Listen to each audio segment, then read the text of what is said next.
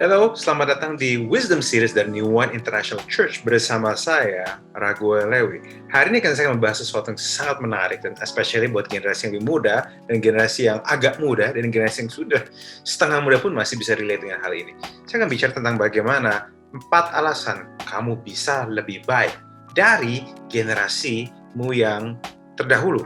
Saya tahu setiap orang punya background yang berbeda-beda. Saya tahu banyak orang dari background yang susah, ada yang berasal dari background yang cukup baik, semua orang beda-beda, tapi saya tahu bahwa ada orang-orang yang saya kenal yang berasal dari background cukup toxic, yang cukup beracun, dan cukup berbahaya untuk kesehatan mental, dan bahkan membuat dia menjadi seorang yang kena dampaknya. Mungkin keluargamu toksik, kamu benci, dan tanpa sadar kamu juga ketularan sama mereka. Dan sekarang mungkin ada di antara Anda yang memendam kemarahan dengan mereka. Nah, dan pengen nyalahin mereka. Tapi sebelum itu, saya mau share 4 hal. Kenapa saya percaya bahwa kamu, Anda, bisa lebih baik dari generasimu terdahulu.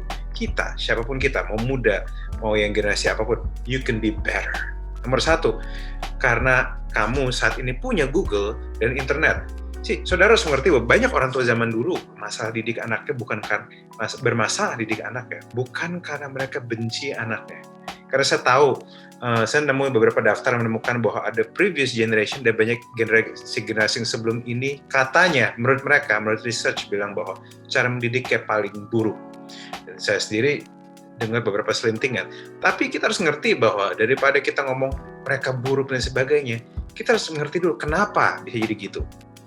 Apakah karena mereka benci anaknya? Enggak juga. Saya rasa semua orang tua normal pengen terbaik buat anaknya, walaupun mungkin cara berpikirnya berbeda.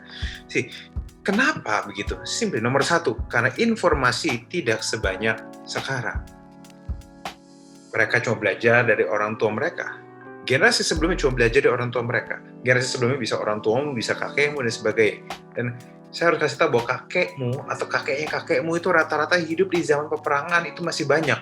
Dan di mana mereka nggak peduli, mana sempat mikir passion, mana sempat mikir potensi, mana sempat mikir hal seperti itu.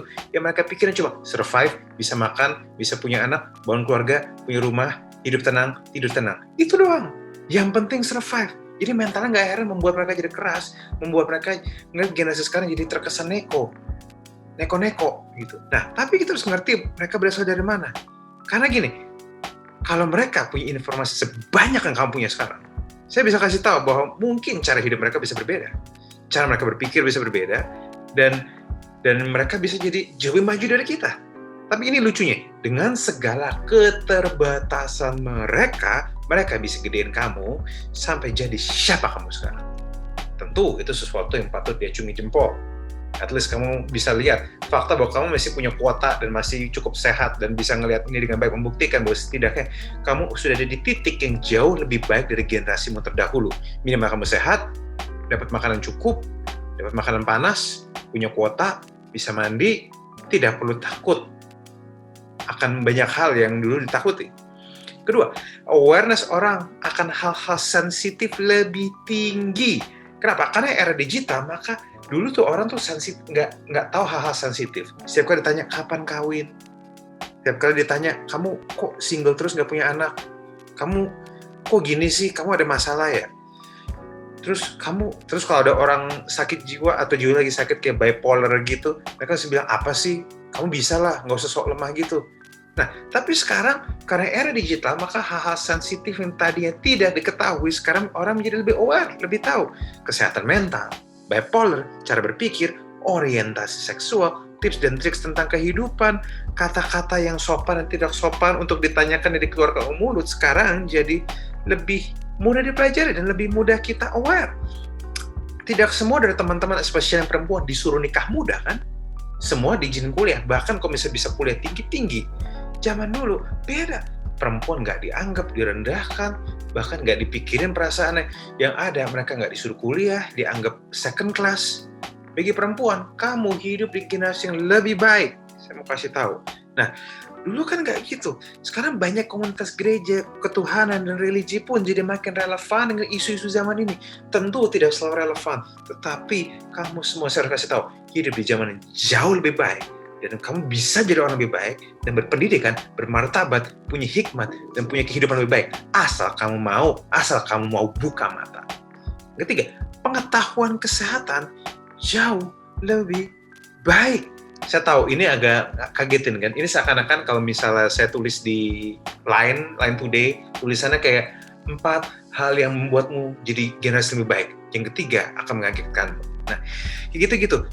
Percaya atau nggak teman-teman, pelayanan kesehatan, sekarang dan zaman dulu jauh lebih baik. Mungkin especially di Indonesia belum sempurna memang dibandingin di negara barat, tapi jauh lebih baik.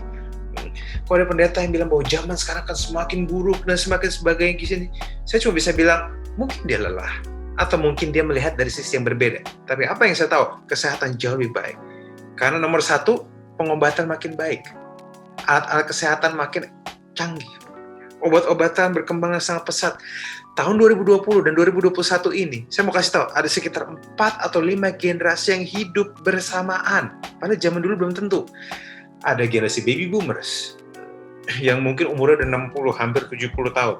Ada generasi X, yang umurnya 50, hampir 60. Ada generasi millennials, yang umurnya sekitar 30 sampai 40. Ada generasi Z, yang umurnya belasan mau ke 20 mau ke 30. Ada generasi si Alpha yang masih bayi sampai sekarang. Ada 5 generasi hidup bersamaan. Dan ada 4 generasi yang sedang di usia produktif. Dan bahkan generasi baby boomers, yaitu mungkin generasi ayah saya dan mungkin generasi ayahmu juga, atau generasi ommu, itu walaupun beberapa sudah lewat usia produktif, masih kerja. Jadi, kesehatan lebih baik. Memang masih banyak cancer dan yang lain-lain. Tapi cancer sudah dari zaman dulu. Tapi sekarang cara kita menanggulangi jauh lebih baik. Zaman dulu, kematian karena melahirkan bayi itu banyak banget. Sekarang jauh berkurang.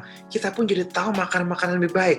Walaupun mungkin kita jadi tahu cara masak yang lebih baik. Pun mungkin kadang ada kelemahan nutrisi yang berkurang dan sebagainya. Iya, ada plus minus sih. Tapi kesehatanmu far better. Nomor 4, terakhir. Kamu punya Tuhan.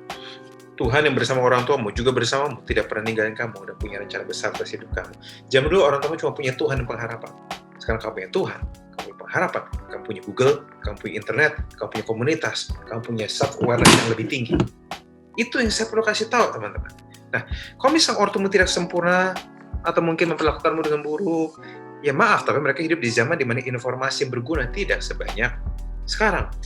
Kalau ada di antara kamu yang bilang, gara-gara bonyok gue jadi begini, saya harus jujur, saya rasa itu bukan mental yang tepat. Kamu punya kuasa untuk ubah nasib kamu. Kamu punya kuasa untuk berbuat jauh lebih baik dari sebelumnya. Karena sumber informasi sudah jauh lebih banyak. Gizimu jauh lebih baik, walaupun masih suka gorengan. Sekolahmu jelas lebih update dibandingkan sekolah zaman dulu. Dan Tuhan beserta. Jadi mendingan, dulu ortumu cuma nggak punya banyak. Sekarang kamu punya jauh lebih banyak. Cuma yang jadi masalah adalah kalau kamu yang sudah punya informasi banyak di tangan, tapi tetap nggak jadi lebih baik. Bahkan lebih buruk dari mereka. Mikir. Makanya dari sekarang mulailah belajar baca artikel di internet. 3 jam per minggu aja. Sekitar setengah jam per hari. Itu minimal banget. Yang mau dibaca apa? Gampang, banyak. Bisa bisnis, tentang relationship, tentang parenting, tentang pernikahan, mau dari sumber yang rohani, roh halus, rohayati, semua ada. Kamu bisa dengan satu jempol kamu bisa klik pengetahuan yang kamu perlu tahu. 3, kamu pintar-pintar memilih. Dan bukan cuma baca, coba aplikasikan, coba eksperimen. Kalau kamu nggak ngerti cara deketin cewek, kamu cek di Google atau cek di Ngegas Tapi Saya, cara deketin perempuan seperti apa. Kamu bisa cek, habis itu kamu bisa coba aplikasikan, bikin percobaan. Jangan takut baca artikel bahasa Inggris, pakai keyword search Inggris. Kamu nggak usah lancar banget bahasa Inggrisnya, tapi minimal kamu bisa baca. Karena bahasa yang beda, berasal dari negara yang beda, dan biasanya punya cara berpikir yang berbeda, dan bisa bantu kamu untuk melihat banyak hal dari sisi yang berbeda. You have everything you need to survive and thrive. Nah, karena kalau kamu merasa ortumu toksik, saya mau kasih tahu, hal terburuk, hal terbodoh, hal tertolol, dan paling tidak bertanggung jawab adalah tidak belajar untuk jadi lebih baik dari mereka. Karena walaupun mereka tidak sempurna dan menurut ukuran zaman sekarang memang mungkin bisa aja buruk. Tapi mereka berusaha sebaik-baiknya agar kamu tidak kelaparan dan punya nasib lebih baik dari mereka. Halo. Tahu sih, mental health perlu dijaga. Saya percaya, saya sangat ngerti mental health. Bahkan sebelum kalian ini semua sudah sering ngobrol mental health, saya sudah sering beberapa kali ngobrol tentang mental health, tentang bipolar, tentang semua. Saya sudah sering ngomong. Saya tahu kesehatan jiwa setiap orang beda-beda. Sama kayak kesehatan badan. Ada yang jiwanya lemah, ada yang jiwanya kebetulan kuat, ada yang jiwanya begini, ada yang jiwanya begitu, ada yang rapuh. Saya ngerti. Tapi kalau udah tahu agak lemah, bukan berarti kamu biarkan tetap lemah. Karena kalau kamu biarkan tetap lemah, virus akan gampang nyerang kamu, kamu akan gampang sakit. Minum vitamin. Imun lemah mungkin lahir, mungkin dari lahir, tapi imun terus-terusan lemah, itu pilihan kamu. Jangan sampai lemah juga hati dan pikiran. Orang lemah hati dan pikirannya, itu akan mudah terpengaruh toxic environment. Sama kalau kamu badannya lemah, akan mudah masuk virus dan bakteri. Kuncinya, minum vitamin, naikin imun kamu. Kalau soal mental, kamu harus banyak isi pikiranmu dengan vitamin dan makanan yang sehat. Cari video yang bisa naikin imun, video khotbah, video inspirasi, video apapun yang menambah wawasanmu. Makanan yang sehat, memiliki komunitas yang tepat. Kalau belum dapat, cari. Be intentional, usahakan. Jangan longsok. Orang belum apa-apa udah nyerah. Pendek kata, jika kamu pay attention dengan semua yang di tangan dan di sekeliling kamu, you have everything you need to become better, have better life, and have better relationships. Pertanyaan saya cuma satu. Kamu mau atau enggak? Karena segala yang kamu butuhkan untuk bisa jadi lebih baik, sudah ada di tangan kamu. Take care. God bless you.